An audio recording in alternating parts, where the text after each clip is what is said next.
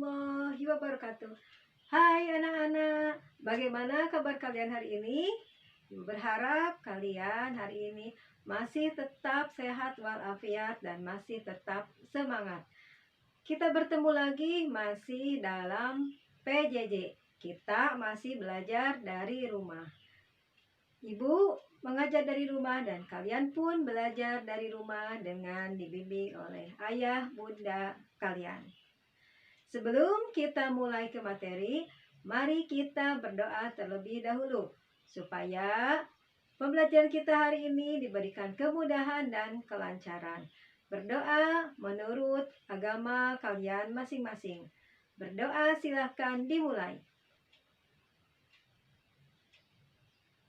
Berdoa selesai.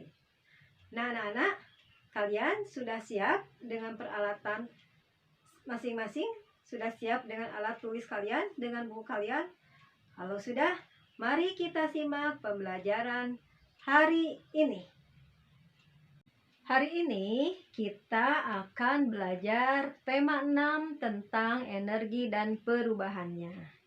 Kita akan belajar di subtema yang ke-1, yaitu tentang sumber energi. Tujuan dari pembelajaran kita hari ini bisa kalian lihat pada tampilan di layar kalian. Ada 6 tujuan yang harus kita capai pada pembelajaran subtema yang pertama ini. Anak-anak, tahukah kalian apa itu energi? Energi adalah daya atau kekuatan yang dapat digunakan untuk melakukan berbagai proses kegiatan.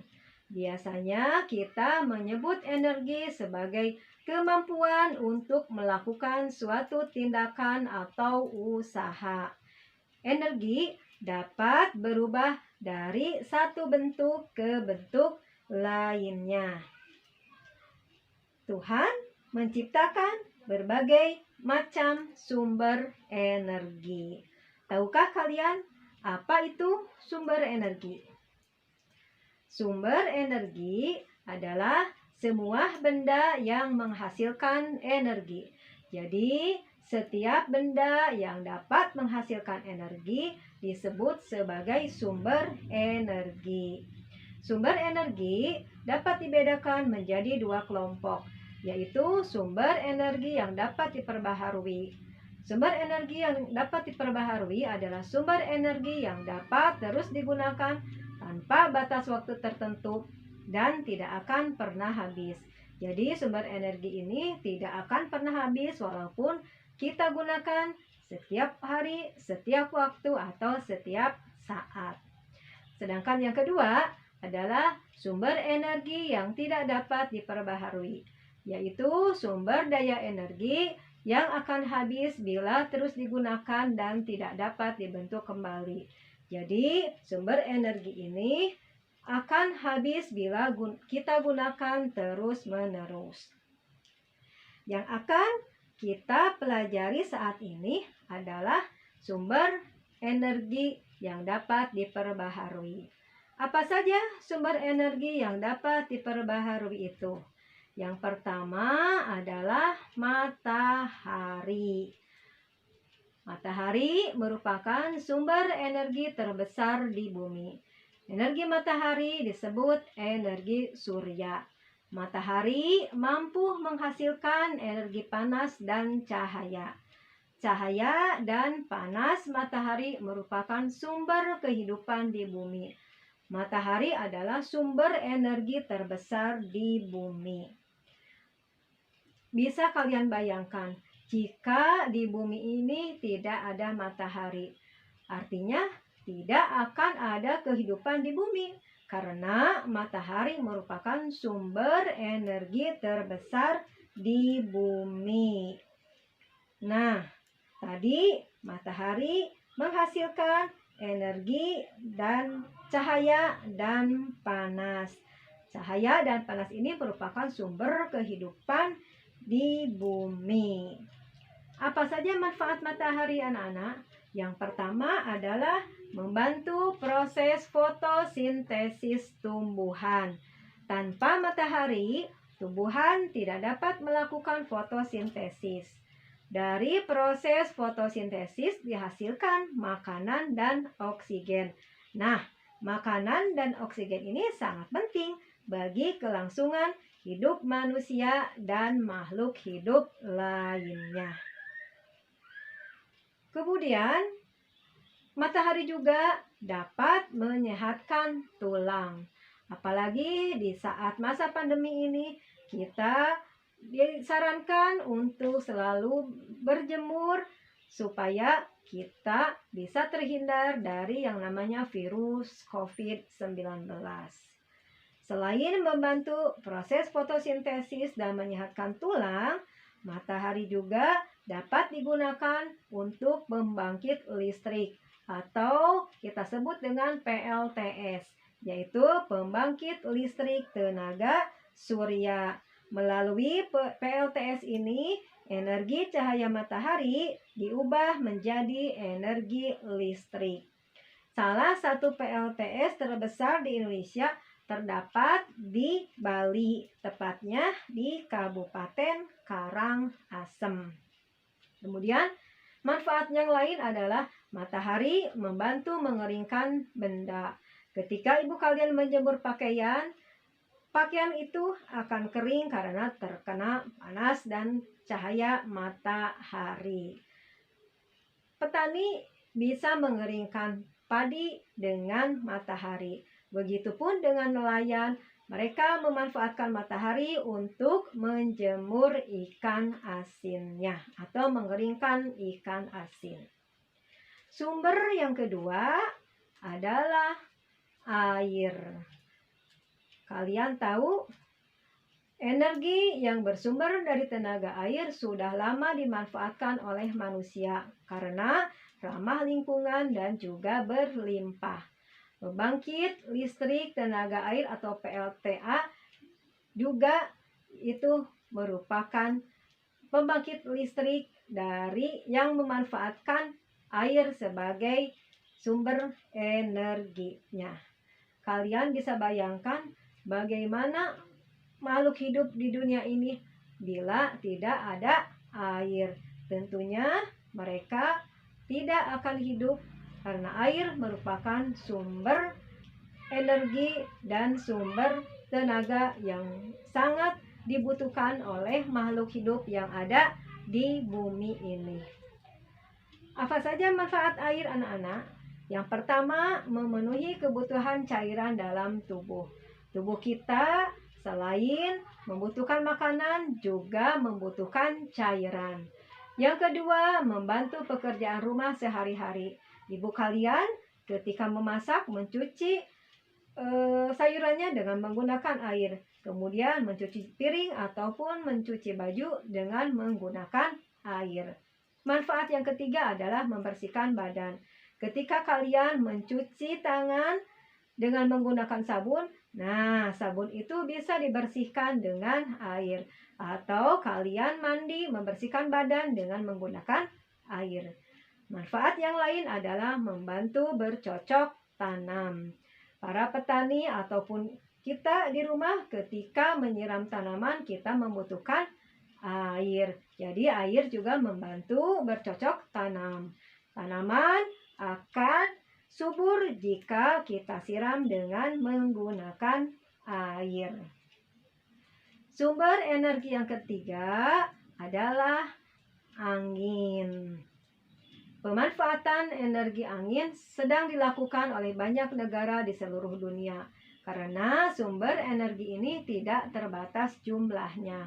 Pemanfaatan energi ini menggunakan kincir angin yang dihubungkan dengan generator atau turbin untuk menghasilkan tenaga listrik. Jadi angin juga bisa dimanfaatkan untuk menghasilkan tenaga listrik. Manfaat dari angin adalah mengeringkan pakaian. Jadi, selain dengan sinar matahari, angin juga dapat dimanfaatkan untuk mengeringkan pakaian. Atau ketika kalian bermain layang-layang, layang-layang itu bisa terbang jika ada angin. Kemudian angin juga membantu penyerbukan tumbuhan dan menggerakkan kincir. Sumber energi yang selanjutnya adalah makanan. Seperti yang kalian ketahui, makanan diperlukan oleh tubuh sebagai sumber energi. Dengan asupan makanan yang baik dan cukup, kita dapat melakukan berbagai aktivitas sehari-hari. Zat makanan yang berperan sebagai sumber energi adalah karbohidrat, protein, vitamin, dan mineral. Manfaat dari makanan adalah sebagai sumber tenaga. Kalian tahu, jika kalian makan makanan yang baik dan bergizi, maka kita akan memiliki tenaga sehingga kita bisa melakukan berbagai aktivitas sehari-hari. Yang kedua, membantu pertumbuhan dan perkembangan tubuh. Dengan asupan makanan yang baik, cukup, dan bergizi, pertumbuhan dan perkembangan tubuh kita akan baik pula. Kemudian, makanan juga baik untuk kesehatan otak. Ketika kalian akan belajar, diusahakan tubuh kalian sudah mendapatkan asupan makanan sehingga kalian bisa konsentrasi belajar. Yang keempat adalah mempertahankan tubuh terhadap penyakit. Dengan makanan yang sehat dan bergizi, tubuh kita akan terhindar dari penyakit. Itu anak-anak beberapa sumber-sumber energi. Untuk kalian lebih memahaminya, kalian bisa membaca teks di halaman 3 dan 4 buku tema 6 kepunyaan kalian. Untuk selanjutnya, kalian silakan nanti jawab pertanyaan di buku tema 6 halaman 4 dan 5. Ada 5 halaman 4 dan 5, betul. Ada 5 pertanyaan yang harus kalian jawab. Kalian salin pertanyaannya, kemudian kalian isi dengan baik dan rapih. Anak-anak, tadi sudah dijelaskan bahwa matahari adalah sumber energi yang paling penting di bumi. Oleh karena itu, kita harus bersyukur atas karunia Tuhan karena adanya energi matahari. Sumber-sumber energi itu harus kita pelihara dengan baik. Nah, salah satu ungkapan rasa syukur kita terhadap matahari dapat ditunjukkan melalui syair lagu.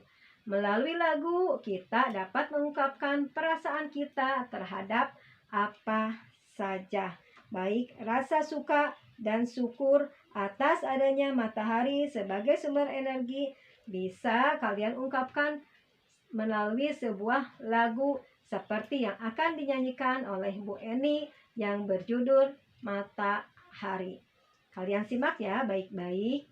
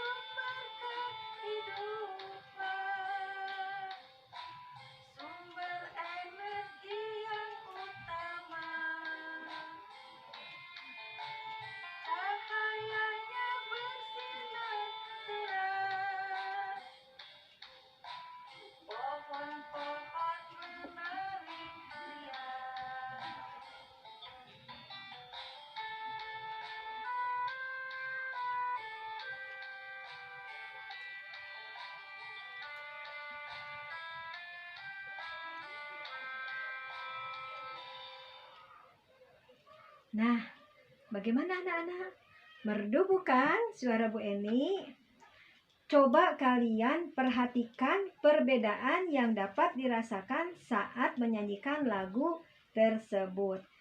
Kalian cermati lagu pada bait pertama dan bait kedua. Adakah perbedaan rasa saat menyanyikannya? Bandingkan dengan bait ketiga. Adakah perbedaannya? Bait ketiga lagu di atas memiliki perbedaan irama dengan bait pertama dan kedua. Tugas kalian nanti silahkan kalian membuat video dan nyanyikan lagu Matahari seperti yang dinyanyikan oleh Ibu Eni tadi. Jangan malu dan ragu ya. Bernyanyilah dengan percaya diri. Nah, anak-anak, menyanyikan lagu juga bisa diiringi dengan musik. Salah satunya adalah musik ritmis. Apa alat musik ritmis itu, anak-anak? Alat musik ritmis adalah alat musik yang tidak memiliki nada atau tidak bernada. Contoh alat musik ritmis adalah marakas, kemudian kastanyet, tamborin, dan juga rebana. Nah, itu adalah contoh-contoh alat musik ritmis. Tentu kalian pernah mempelajarinya di kelas sebelumnya. Nah, tadi dijelaskan bahwa matahari merupakan sumber energi yang terbesar di muka bumi ini. Matahari adalah merupakan sumber energi panas. Untuk membuktikan bahwa matahari adalah sumber energi panas, kalian bisa melakukan percobaan seperti yang dilakukan oleh Siti, anak-anak. Caranya, kalian ambil kapas, kemudian letakkan kapas tersebut di atas sebuah wadah. Gunakan kaca pembesar untuk mengumpulkan sinar matahari dan arahkan cahayanya ke kapas. Kalau misalnya hari terik, kalian bisa melakukan percobaan ini. Apa yang terjadi, anak-anak? Beberapa waktu kemudian, kapas akan mengeluarkan asap dan lama-kelamaan akan terbakar. Nah, kapas bisa terbakar karena adanya energi panas dari matahari yang dikumpulkan melalui kaca pembesar. Pada percobaan tadi, kita mengetahui bahwa cahaya matahari tidak langsung membakar kapas, anak-anak. Butuh waktu yang lama sampai kapas dapat terbakar. Begitupun dengan kegiatan sehari-hari kalian. Kegiatan sehari-hari kalian juga membutuhkan waktu. Ada kegiatan yang membutuhkan waktu yang lama dan ada pula kegiatan yang membutuhkan waktu yang singkat. Apa saja misalnya? Contoh. Nih, ketika kalian menggosok gigi, tentunya kalian tidak membutuhkan waktu yang lama. Jadi waktu yang digunakan untuk menggosok gigi cukup singkat. Kemudian ketika kalian belajar, apakah waktunya lama atau sebentar? Ketika kalian belajar, tentu kalian tidak bisa menggunakan waktu yang singkat. Waktu yang digunakan untuk belajar tentunya cukup lama. Ketika tidur, ketika tidur kalian tentu membutuhkan waktu yang lama. Ketika makan, kalian juga pasti membutuhkan waktu yang tidak sebentar. Kalian butuh waktu yang cukup lama. Berbeda ketika kalian minum susu atau makan roti. Mungkin itu hanya membutuhkan waktu yang singkat dan sebentar. Nah, anak-anak, dalam kegiatan sehari-hari yang kita lakukan tadi membutuhkan waktu yang lama dan waktu yang singkat. Ada beberapa macam satuan waktu anak-anak. Ada tahun, ada bulan, minggu, hari, jam, menit, dan detik. Coba kalian perhatikan tabel berikut. Di sini ada nama-nama bulan. Dari Januari sampai Desember. Ada yang berjumlah 31, ada yang berjumlah 28, 29, dan ada pula bulan yang berjumlah 30 hari. Kalian sudah mempelajarinya bahwa 1 tahun sama dengan 12 bulan. Dan 1 bulan terdiri atas 28 sampai 31 hari. 1 bulan terdiri atas 4 minggu. Dan 1 minggu terdiri atas 7 hari. Ibu yakin kalian masih ingat tentang satuan-satuan waktu ini. 1 tahun sama dengan 12 bulan. Coba, jika 3 tahun ada berapa bulan anak-anak? Caranya bagaimana cara menghitungnya? Kalian kan tahu 1 tahun adalah 12 bulan. Jadi ketika ditanyakan 3 tahun, kalian bisa menggunakan perkalian. 3 dikali 12. 3 tahun dikali 12 bulan. Berarti ada 36 bulan. Kemudian 1 minggu ada 7 hari. Bagaimana jika 5 minggu? Kalian gunakan juga perkalian. 5 dikali 7 sama dengan 35. Jadi 5 minggu itu sama dengan 35 hari. Paham ya anak-anak? Kalau paham, silahkan nanti kalian kerjakan soal-soal berikut ini dengan benar. Ada 10 soal yang harus kalian kerjakan. Kalian jawab dengan benar. Misalnya 1 tahun 2 bulan. Ada berapa bulan? Kalian ingat tadi 1 tahun ada berapa bulan? Ada 12 bulan. Sehingga 1 tahun 2 bulan tinggal kalian jumlahkan 12 ditambah dengan 2. Mudah bukan tugas-tugas kalian hari ini? Ibu berharap kalian bisa memahaminya. Nah, anak-anak, itulah materi yang bisa Ibu sampaikan pada kesempatan hari ini. Ibu berharap kalian bisa memahami materi dan bisa mengerjakan tugas dengan baik, jujur, dan mandiri. Terima kasih kalian masih mau menyimak setiap materi yang diberikan oleh guru-guru kalian. Terima kasih juga Ayah Bunda yang selalu setia mendampingi dan membimbing putra-putrinya selama belajar dari rumah. Jangan lupa patuhi selalu protokol kesehatan. Ingat pesan Ibu Guru dengan 5M. Apa 5M? 5M yang pertama adalah mencuci tangan dengan sabun dan air yang mengalir. M yang kedua memakai masker. M yang ketiga menjaga jarak. M yang keempat menjauhi kerumunan. Dan M yang kelima adalah mengurangi mobilitas. Demikian pembelajaran kita hari ini. Alhamdulillah sudah selesai. Sampai bertemu lagi di pembelajaran selanjutnya. Salam sehat selalu. Assalamualaikum warahmatullahi wabarakatuh.